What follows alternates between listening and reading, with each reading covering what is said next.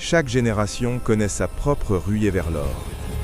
Autrefois, c'était la terre, puis le pétrole, puis l'industrie. Aujourd'hui, la ruée est différente. Elle ne se déroule plus dans les rivières ou les mines. Elle se déroule dans des centres de données, sur des ordinateurs portables et dans le cloud. Le nouvel or n'est pas un métal, c'est l'intelligence artificielle.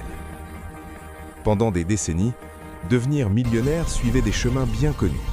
Gravir les échelons de l'entreprise, créer une entreprise traditionnelle, investir pendant de longues années. La richesse demandait du temps, des équipes et beaucoup de capital. Mais la technologie a commencé à changer les règles. Internet a supprimé la distance. Les logiciels ont réduit les coûts. L'automatisation a réduit le besoin de main-d'œuvre. Puis est arrivée l'intelligence artificielle. Pendant longtemps, l'IA était confinée aux laboratoires de recherche et aux grandes entreprises. Elle était puissante, mais inaccessible. Tout a changé lorsque la puissance de calcul est devenue abordable, que les données sont devenues abondantes et que les machines ont appris à apprendre.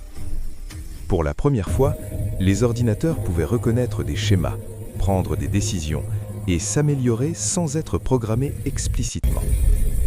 Une seule évolution a suffi pour créer une nouvelle économie.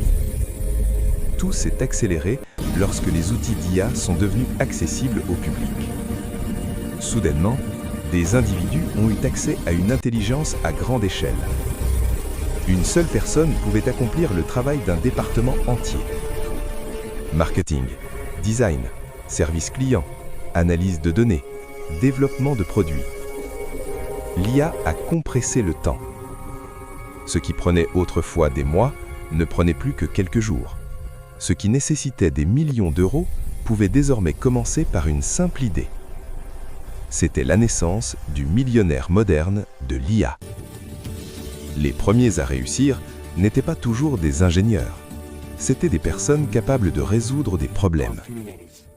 Des individus qui comprenaient les entreprises, les audiences et les inefficacités. Certains ont créé des plateformes logicielles basées sur l'IA. D'autres ont lancé des agences d'automatisation. Beaucoup ont développé des activités de contenu et de médias à grande échelle. D'autres encore ont aidé des entreprises traditionnelles à adopter l'IA. Ils n'ont pas inventé l'intelligence artificielle, ils l'ont appliquée. Et cette application a généré de la richesse rapidement.